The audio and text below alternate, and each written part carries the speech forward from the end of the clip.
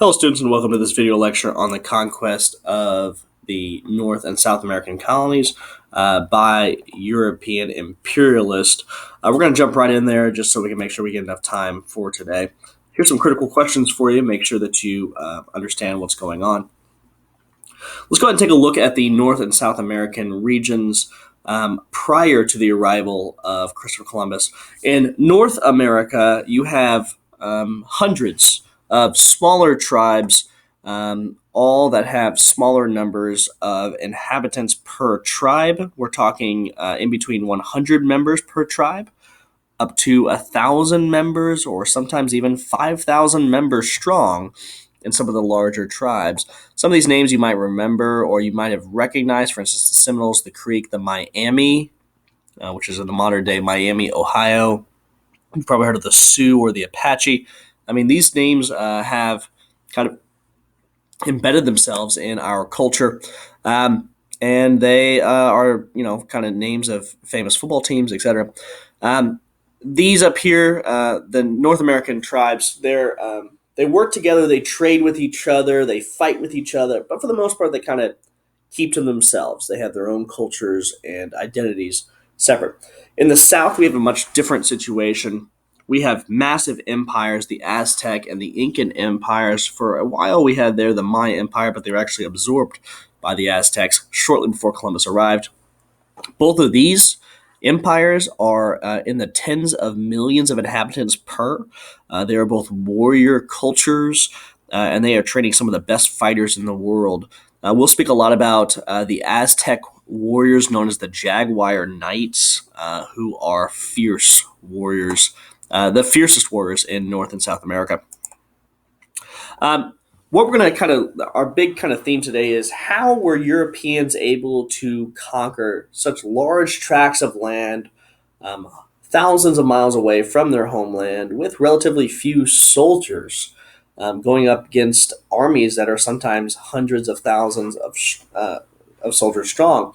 Well, the simple answer for you, and again, I don't feel like I'm giving this enough credit, but the simple answer for you is the advent of new technology through the invention of guns, germs, and steel. Gunpowder was invented in China about 150 years prior to this event. Gunpowder slowly made its way across the Silk Road and eventually made it into European hands. Those European hands then turned those firearms onto the Native Americans. If you really think about it geographically, North and South America are just one giant island. Nothing's connecting them. So there's no easy way for technology to get to that location unless someone brings it with them. Unfortunately for the natives of North and South America, the people they're going to be bringing guns over to them to let them, see how they work, want to use them on them. Germs are the same thing. Europe and Asia are connected, therefore any disease that is in there, they have built up at least some immunity, where in North and South America they have absolutely no immunity to these diseases. Lastly, steel. There's an abundance of raw metal in Europe. There might not be an abundance of anything else, but there's an abundance of raw metal, which can be turned into steel. That is something that's not necessarily the case in North and South America. So when the Europeans show up to conquer the natives of North and South America, they are using far more advanced weapons, armor, and most of the time they are preceded by a wave of germ warfare that is killing off huge amounts of natives, making it much easier for the Europeans to conquer. A perfect example of this is Hernan Cortez. Hernan Cortez is a conquistador from Spain. He is a Spanish conqueror. That's what conquistador means. He is leading a small band of 500 men against the Aztec Empire. The Aztec Empire has a population of 30 million with a standing army. That's literally 100,000 men that are waiting around to kill something. That 100,000 men army goes up against the 500 conquistadors and loses. One of the first times this has ever happened in history, according to the Aztec records anyway. The Jaguar Knights are shot for the first time with the guns, and when a few of them die and no arrow appears in them, the Jaguar Knights run away. This is one of the first recorded retreats by these Jaguar Knights. The Spanish then follow in suit and kill as many as they possibly can. This leads to the Spanish charging into the capital city of Tenochtitlan, capturing the Emperor Montezuma, and then using him to exact a ransom from the Aztec people. Unfortunately, the Spaniards do end up killing Montezuma even after the Aztecs pay him his ransom. And with the death of the emperor, which is seen as a semi-god to the Aztec people, the Aztec empire just kind of falls apart, and the Europeans claim all the territory. Another example for you is Francisco Pizarro. Roughly the same situation happens. A plague wipes through the Incan Empire. Francisco Pizarro falls right afterwards, and the army is in complete chaos. When the army tries to rally and attack, Pizarro unleashes his war dogs. He fires cannons and guns at them, and the Incans freak out, run away, and Francisco Pizarro conquers the territory. Here you go. Here's a map. Everything in red that you see is the new Spanish Empire in the Americas.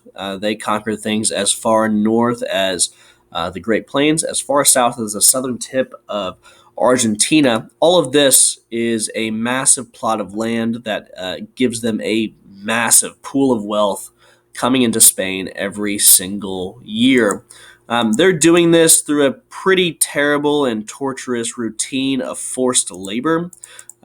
Natives in these areas are required to meet a quota of gold that they're required to dig up. If you are unable to dig up enough gold at the end of the month, you could be punished, even killed, for failing to do so. This led to a massive impouring of gold from the New World to Spain, making Spain virtually overnight the richest nation in Europe. I think something that's not really talked about a lot that needs to be addressed more is the role of disease in the New World.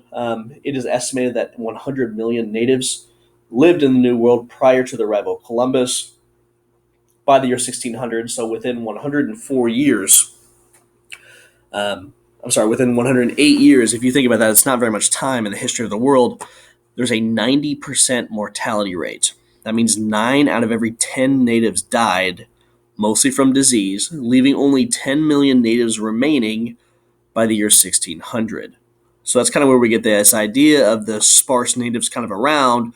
Well, they were actually not sparse. They were everywhere until disease wiped them out for the most part. The Spanish strategy for this whole conflict is pretty simple. Kill everything and just replace them with Spaniards. If you look at other European nations, they have a little bit different strategy than the Spaniards.